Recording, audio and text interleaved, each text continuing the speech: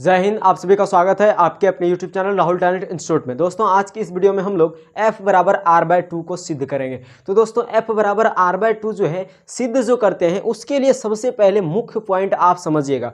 f बराबर r/2 जब आप सिद्ध करेंगे तो उसके लिए आपको जो है एक चित्र बनाना पड़ेगा, यानी अवतल दर्पण। क्योंकि दर्पण में सिद्ध कर रहे हैं तो दर्पण में f बराबर r/2 सिद्ध करना है तो चित्र बनाना पड़ेगा। और चित्र बनाने के बाद जो है दोस्तों उसका नियम पढ़ना पड़ता है और 4 नियम जो है आपको पढ़ना पड़ेगा। और उन चारों नियम को अगर आप पढ़ लेते हैं तो चारों नियम पढ़ने के बाद जो है आप आराम से वो चित्र को बनाने के बाद आप तभी समझ सकते हैं। तो अगर आप चैप्टर नहीं पढ़े तो सबसे पहले आप चैप्टर को पढ़िए, थ्योरी पढ़िए, तब जाके आप इस क्वेश्चन को बनाइएगा। अन्यथा इस क्वेश्चन को आपको जो है समझने में कोई मतलब थोड़ा सा परेशानी आ सकता है, ठीक ना, लेकिन उतना भी हम नहीं आने देंगे।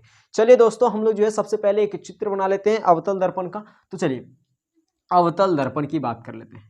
ये दोस्तों हम अवतल दर्पण का चित्र बना रहे हैं, ये ठीक ना, अवतल दर्पण बना रहा है भाई। अब यहां पे समझिए आप, अवतल दर्पण ये चित्र हमारा बन गया। अब ये अवतल दर्पण को जो है हम मान लिए m और n, ठीक ना, इसका नाम दे दिए अवतल दर्पण को जो है क्या मान लिए भाई, नाम दे दिए m और n। अब देखिए m और n, ये जो अवतल दर्पण है इसके मध्य बिंदु को, दर्पण के मध्य बिंदु को जो है ध्रुव कहा जाता है, जिसे P से डिनोट किया जाता है। ये आपको शायद पता होगा, नहीं पता है तो अब तो पता हो गया, यानी इसको जो है P से डिनोट किया जाता है। उसके बाद ये जो अवतल दर्पण होता है इसको अगर पूर्ण रूप से अगर गोल कर दिया जाए, क्योंकि गोलीय दर्पण का ये भाग है, अगर इसे गोल कर दिया जाए तो इसका जो केंद्र बनेगा वो लगभग यहाँ पे बनेगा, ठीक ना, लगभग यहाँ पे बनेगा। और केंद्र यानी कि इसे वक्रता केंद्र कहते हैं। क्या बोलते हैं भाई, वक्रता केंद्र। वक्रता केंद्र और ध्रुव से गुजरने वाली जो रेखा होती है उसी को हम लोग क्या बोलते हैं, वक्रता केंद्र और ध्रुव से गुजरने वाली रेखा ही क्या कहलाती है, तो वक्रता केंद्र और ध्रुव से गुजरने वाली रेखा ही मुख्य अक्ष कहलाती है। थोड़ा सा टेढ़ा हो गया लाएंगे, चलिए ये अब इस बार जो है एकदम करेक्ट आ रहा है। चलिए यहाँ तक कोई दिक्कत नहीं होगा। देखिए अब उसके बाद अब जो है ना आपको चित्र बनाने का नियम पता होना चाहिए। चित्र बनाने का हम जो है आपको लगभग 3-4 नियम आपको बता दिए थे, ठीक ना। अब P और C के मध्य बिंदु यानी कि ध्रुव और वक्रता केंद्र, ध्रुव और वक्रता केंद्र के मध्य बिंदु को जो है क्या बोलते हैं, फोकस। ध्रुव और वक्रता केंद्र के मध्य बिंदु को फोकस, और ध्रुव और फोकस के यहाँ से ध्रुव और फोकस के जो है ना बीच की दूरी जो होती है उसी को हम लोग फोकस दूरी कहते हैं। यानी यहाँ से लेकर यहाँ तक की दूरी जो होती है उसी को हम लोग क्या कहते हैं, फोकस दूरी। उसके बाद P और C तक के पूरे दूरी, P और C तक के पूरे दूरी को क्या बोलते हैं, तो भाई इसी को हम लोग R बोलते हैं। यही चीज तो बताना है कि F जो है, F जो होता है ना वो दुगुना R कैसे होता है, सॉरी यानी R जो होता है वो ये जो है कैसे होता है भाई, यानी कि R जो है वो 2F कैसे होता है। तो एक F इतना हुआ और एक F इधर, तो 2F। यही चीज प्रूफ करना है, वैसे तो होता ही है लेकिन प्रूफ करना है, ठीक ना, तो प्रूफ करना है। अब उसके लिए हमको चित्र बनाना पड़ेगा, और चित्र के लिए आपको पता होगा 4 नियम हम लोगों ने पढ़ा था, ठीक ना। 4 नियम, पहला नियम ये पढ़ा था हम लोगों ने चित्र बनाने का, प्रतिबिंब बनाने का। तो सबसे पहला नियम ये था कि भाई कोई भी अगर हम समांतर जाएगा, अगर दर्पण से होकर समांतर रेखा जाएगी, अगर समांतर रेखा जाएगी तो वो जो है फोकस होकर आएगी। किस होकर आएगी, समांतर जाएगी फोकस होकर आएगी। दूसरा हमने पढ़ा था फोकस होकर जाएगी तो समांतर आएगी। और तीसरा हम लोगों ने पढ़ा था, तीसरा हम लोगों ने पढ़ा था कि अगर वक्रता केंद्र से होकर जाएगी, वक्रता केंद्र से होकर जाएगी यानी C से होकर जाएगी तो C पर ही लौट जाएगी, C पर ही लौट जाएगी। ये हम लोगों ने पढ़ रखा है दोस्तों, ये चीज था हम लोगों का। 3 जो हम लोगों ने पढ़ा था मुख्य रूप से 3 जो बहुत ज्यादा इंपॉर्टेंट ये चीज होता है, ठीक ना। 3 जो अगर आपको पता होता है तो बहुत ज्यादा जो है आप काम कर सकते हैं, इसमें आराम से बना सकते हैं। चलिए उसके बाद हमने एक और चीज पढ़ा था, क्या पढ़ा था भाई, तो ये पढ़ा था कि I बराबर R, यानी I बराबर R, परावर्तन कोण बराबर अपवर्तन कोण। पढ़े थे कि नहीं, परावर्तन कोण बराबर अपवर्तन कोण, I बराबर R, ये चीज हम लोगों ने पढ़ लिया था। अब दोस्तों देखते हैं, ये जो है हमारा आपतन कोण बराबर परावर्तन कोण, गलत बोल रहे थे, आपतन कोण बराबर परावर्तन कोण। अब यहाँ पे समझिए हम लोगों को चित्र बनाना है, तो इन चारों में से जो है कितना लेते थे, 2 नियम लेते हैं। इन चारों नियम में से ये प्रतिबिंब बनाने का दोस्तों, किसी भी दर्पण में प्रतिबिंब बनाने का ये 4 नियम है। यानी कि उत्तल हो गया, अवतल दर्पण, यही 2 दर्पण है ना, तो इसमें प्रतिबिंब बनाने का 4 नियम है। 4 में से 2 टू कम से कम उठाते हैं। तो उनमें से हम लोग जो है ज़्यादा जो काम करता है वो ये टू उठाते हैं। समांतर जाएगी, एफ होकर लौटेगी, ठीक है, यहाँ जानी जहाँ पे अप्लाई होगा।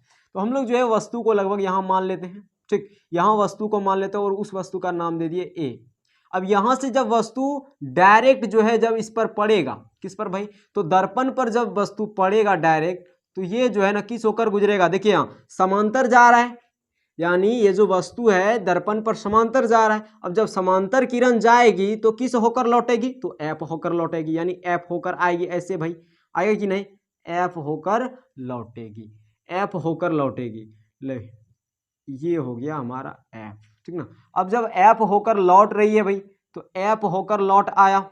अब यहाँ पे देखिए ये पहला नियम हम लोगों ने लगा दिया। अब दूसरा नियम आपको लगाना है। दूसरा नियम क्या लगाए वो ध्यान में दीजिएगा। दूसरा नियम जो है आपको ये लगा देना है। अब कहेंगे यही क्यों, तो देखिए आप और कोई तो लगा नहीं सकते हैं। यहाँ से अगर आप एफ के करेंगे तो जो है आपका कोई प्रतिबिंब बनने का चांस है नहीं, और वैसे भी अगर बन जाता है प्रतिबिंब तो वो जरूरी नहीं पड़ता है, ठीक ना। ये भी बना देंगे तो आराम से बन जाएगा अगर आप इसको लगाते हैं तो। अब कहेंगे याद करना पड़ेगा, नहीं याद करना नहीं पड़ेगा भाई, आराम से आप बना सकते हैं। तो सी से आप गुजारेंगे, जब सी से जब गुजरेगा तो सी से देखिए जाएगा जब दर्पण पे, तो ये जो है ना सी पर ही लौटता है, सी पर जब जाएगा तो सी पर ही लौटता है। और ये देखिए दोस्तों ये आपतन कोण हो गया, नहीं हुआ, कैसे आपतन कोण हुआ भाई, तो आपतित किरण हुआ, और ये देखिए अभिलंब का काम कर रहा है, नहीं कर रहा है क्या, क्योंकि इसी पर लौट गया और इसी पर लौट गया। और अभिलंब भी क्या होता है, यानी 90 डिग्री पे जाता है उसी पे लौट जाता है। अभिलंब नहीं देखे हैं, अभिलंब ऐसे नहीं होता है, देखिए ये हो गया और इसमें जो है अभिलंब ऐसे होता है कि नहीं, यानी ये भी जो है 90 डिग्री पे होता है, जाता है और उसी पे लौट जाता है। तो ये भी तो वही है, तो हुआ कि नहीं अभिलंब। चलिए अब यहाँ पे जो है ए इसका नाम दे दिया और इसका भी कुछ नाम दे देते हैं, डी नाम दे दिया, लेट्स इसका, कोई दिक्कत। अब देखिए आपतित किरण और अभिलंब, इसको क्या मान लिए, अभिलंब। आपतित किरण और अभिलंब के बीच का कोण क्या कहलाता है, आपतन कोण। उसके बाद ये कौन सा किरण हो गया भाई, तो परावर्तित किरण ना हुआ, परावर्तन ना हुआ है, तो परावर्तित किरण और अभिलंब के बीच का कोण, परावर्तित किरण और अभिलंब के बीच का कोण परावर्तन कोण। यहां तक क्लियर है। अब यहाँ पे समझिए दोस्तों, ये जो हो गया आपका बहुत ही, मतलब आप जो है एकदम बना लिए। अब इसी पर जो है ना बस खाली लिखना है, अब आपको कुछ करना नहीं है इसमें। चलिए देखिए अब हम लोगों ने क्या क्या माना है वो चीज लिख लेते हैं। एम एन क्या माने हैं भाई, बताइए जरा। एम एन जो है वो क्या है, तो अवतल दर्पण है। माना एम एन अवतल दर्पण है, एम एन अवतल दर्पण है, जिसका एम एन अवतल दर्पण है, जिसका ध्रुव क्या है, जिसका ध्रुव क्या है, तो भाई P है, जिसका ध्रुव P। अब देखिए जिसका ध्रुव P और वक्रता केंद्र C है कि नहीं, वक्रता केंद्र है C। उसके बाद फोकस, वक्रता केंद्र C, फोकस तो फोकस F। उसके बाद देखिए भाई फोकस हो गया F, और P और F के बीच की दूरी यानी फोकस दूरी, और फोकस दूरी F, फोकस दूरी F। उसके बाद देखिए दोस्तों P और C के बीच की दूरी यानी वक्रता त्रिज्या R, वक्रता त्रिज्या R। ये आपको डिटेल लिखने पड़ेंगे। उसके बाद C और D क्या हो गए, तो CD अभिलंब है, C और D अभिलंब है, बस इतना ही काफी है। तो अब यहाँ पे समझना है, अब आपको अगर सिद्ध करना होगा ना, कोई भी चीज़ अगर आप सिद्ध करना चाहेंगे, दर्पण हो या फिर लेंस हो, कोई भी चीज़ अगर आप सिद्ध करना चाहेंगे, तो सबसे पहले आपको उसमें त्रिभुज ध्यान देना पड़ेगा। देखिए त्रिभुज ये बन रहा है क्या, एक ये त्रिभुज बन रहा है, लेकिन आपको ये भी मैटर करता है कि भाई ये जो काम कर रहा है ये कैसे काम कर रहा है, मतलब क्या कैसे काम कर रहा है क्या। देखिए यहाँ पे तो देखिए ये परावर्तन हुआ है या अपवर्तन हुआ है, तो दर्पण में परावर्तन है ना होगा, अपवर्तन थोड़ी होगा, तो ये हुआ है परावर्तन। तो परावर्तन के नियम से, कौन सा नियम से भाई, तो परावर्तन के नियम से, परावर्तन के नियम से, परावर्तन के नियम से। अब यहाँ पे समझिए परावर्तन के नियम से चल रहा है, तो इसका मतलब है कि परावर्तन के नियम से ही चलेगा, चाहे वो I बराबर R हो या फिर देखिए अब ये हो गया आपतन, आपतन बिंदु, और ये आपतित किरण, ये परावर्तित किरण, ये आपतन कोण और ये परावर्तन कोण। तो यही तो होता है, लेकिन उसमें तीसरा जो होता है, सॉरी दूसरा जो नियम होता है वो I बराबर R होता है। अब यहाँ पे समझिए I बराबर R हो गया। अब इसको ध्यान से दीजिएगा, A और D और C मतलब क्या, ADC, हाँ कौन ADC की बात कर रहे हैं, कौन ADC बराबर कौन क्या होगा, तो CDF, समझ में नहीं आ रहा है, CDF, ये फर्स्ट समीकरण मान लिए। ये कैसे लिख दिए हम, तो देखिए I जो है वो क्या है, आपतन कोण, बराबर क्या होता है, परावर्तन कोण। मतलब क्या हुआ कि ये जो कोण होगा ये D कोण पे ही है ना, तो D कोण यानी I और R जब बराबर है तो हम I को भी D बोल सकते हैं, R को भी हम D बोल सकते हैं। यहां तक कोई दिक्कत है? तो देखिए ADC कौन ADC बराबर कौन CDF, देख लीजिए D कॉमन दिए ना, तो जो कौन रहता है उसको हम बीच में लिखते हैं, कोई दिक्कत नहीं है। चलिए अब देखिए दोस्तों, ये हम जो है मुख्य अक्ष जो है ना P और C जो लाइन है, इसी के ठीक समांतर कौन सा लाइन है बताइए, P और C के लाइन के समांतर कौन सा लाइन है, तो कहेंगे आप AD समांतर है, तो सेम वही चीज लिखना है आपको, PC समांतर AD, PC समांतर AD। अब देखिए PC समांतर AD से क्या लेना देना है, तो देखिए आप PC समांतर जब आपने AD कर दिया, अब यहाँ पे देखिए कुछ इस प्रकार का कहीं लाइन दिख रहा है आपको, हाँ दिख रहा है, ये देखिए दिख रहा है क्या, ये तो लाइन जो है आपको दिख रहा है, या तो आप इसको भी मान सकते हैं, ठीक ना। तो ये लाइन जो है दिख रहा है हमारा ये, अब आपको पता है कि 9th में आपने पढ़ा होगा, देखिए ये जो होता है, ये जो कोण होता है वो इस कोण के बराबर होता है, यानी साफ साफ कहिए कि एकांतर कोण क्या होता है, तो एकांतर कोण बराबर होता है। एकांतर कोण जो होता है वो क्या होता है, तो भाई बराबर होता है। हाँ तो एकांतर कोण बराबर होता है, इसका मतलब कि ये कोण D और ये कोण C बराबर होगा। अब कहेंगे D कोण कैसे, तो I ना बराबर हुआ, तो फिर ये बराबर कैसे हो गया, तो देखिए दोस्तों I है R है, ये दोनों बराबर है, तो I मान रहे हैं तो यहाँ भी तो बराबर है ना होगा। थोड़ा सा यहाँ पे लॉजिक लग रहा है, आप समझिएगा, यहीं पे ज्यादा फंसता है स्टूडेंट। I और R ये दोनों बराबर हैं, तो ये भी I और यहाँ पे भी इसका कोण भी क्या हो जाएगा, I नहीं होगा, ये भी I हो जाएगा। इसका मतलब D कोण और C कोण क्या हो गए, बराबर हो गए। इसका मतलब हम लिख सकते हैं इस त्रिभुज में कोण CDF, कोण CDF बराबर कोण क्या लिख सकते हैं, तो भाई DCF,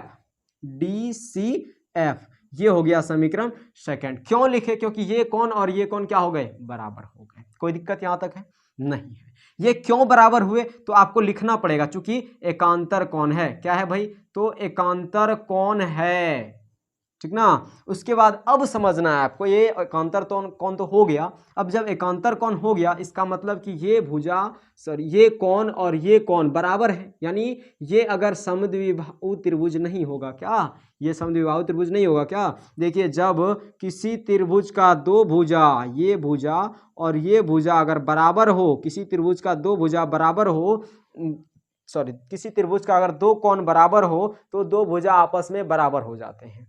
अगर दो कोण बराबर हो रहा है ना, तो दो भुजा आपस में अपने आप बराबर हो जाएंगे। जब अपने आप बराबर हो जाएंगे तो पक्का पता है कि जब दो भुजा बराबर हो तो वो कौन सा त्रिभुज बन जाता है, समद्विबाहु त्रिभुज। तो आपको पता है कि ये दोनों कोण बराबर है, तो ये दो भुजा क्या होंगे, बराबर होंगे। तो यहाँ क्या लिखना होगा आपको, अतः क्या लिखेंगे भाई, तो अतः देखिए DFC या फिर CDF, अतः CDF क्या हो गए भाई, तो CDF एक, अतः CDF एक समद्विबाहु त्रिभुज है, समद्विबाहु त्रिभुज हैं। अतः CDF एक समद्विबाहु त्रिभुज है। अब यहाँ पे बात आता है समझने वाला कि अगर ये समद्विबाहु त्रिभुज हैं, तो अब ये समद्विबाहु हो गए तो वजह क्या था, जब ये समद्विबाहु हैं तो पक्का है कि CF बराबर DF होंगे, है कि नहीं, CF बराबर DF, दो भुजा बराबर होंगे। हाँ तो दो भुजा बराबर दे दी, इसको कंडीशन आप थर्ड मान लीजिए। अब ये थर्ड कंडीशन निकल गया। उसके बाद अब दोस्तों एक और लॉजिक आपको समझना होगा, वो क्या है कि ये जो D बिंदु है ना, इसे अगर आप P के निकट लेकर आएंगे तो बताइए ये क्या होगा, जैसे ये है इसी टाइप का है ना, तो ये इस टाइप का, यानी एफ और डी, एफ और डी, और ये इसको हम पी मान लिए इस बिंदु को। अगर इसको हम ऐसे नीचे करते करते करते करते जो है नीचे लाएं तो बताइए कहाँ मिलेगा आके।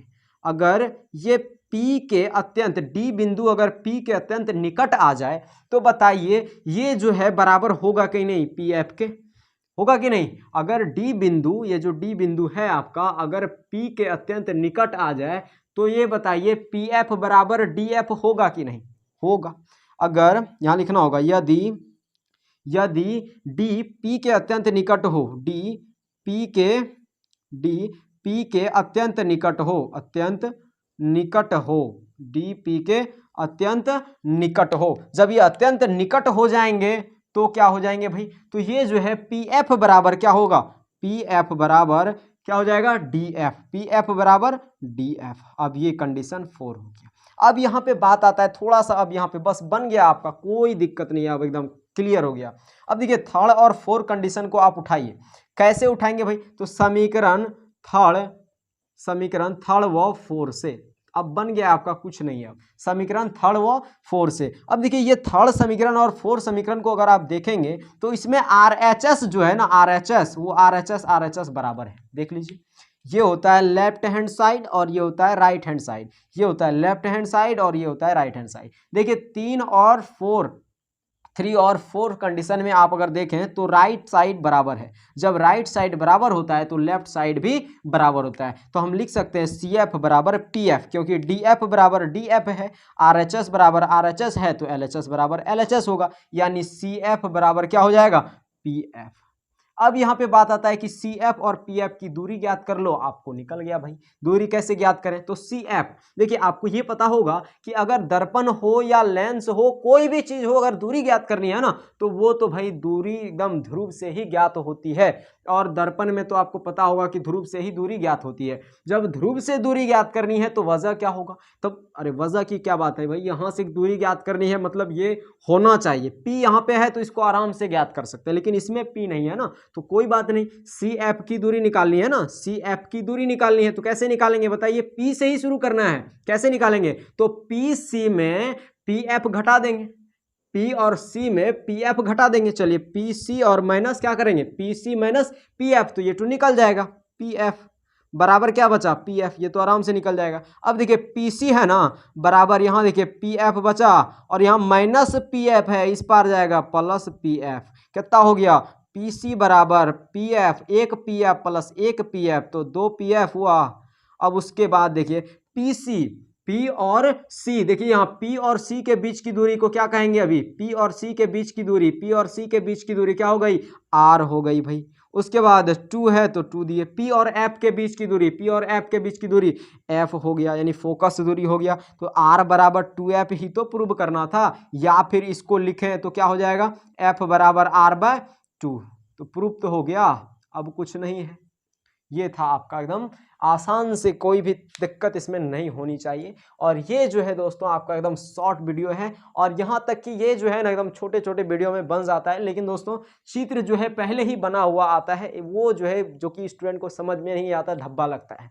तो आपको जो है उम्मीद है आपको ये पसंद आया होगा, और अगर पसंद आता है तो अगला जो है आपको दर्पण सूत्र आपको जो है प्रोवाइड कराया जाएगा। तो दोस्तों इसे जो है आप एक स्क्रीनशॉट ले लीजिए और इसे बनाने का खुद से प्रयास जरूर कीजिएगा। मिलते हैं अगले वीडियो में, तब तक के लिए जय हिंद, जय भारत।